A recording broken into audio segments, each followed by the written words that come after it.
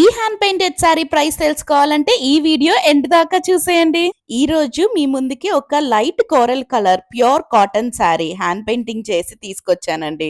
First plain sari మీద orange and pink colour use చేసి రెండు కాంబినేషన్ తో ఇట్లా బార్డర్ లాగా మర్జ్ చేశానండి.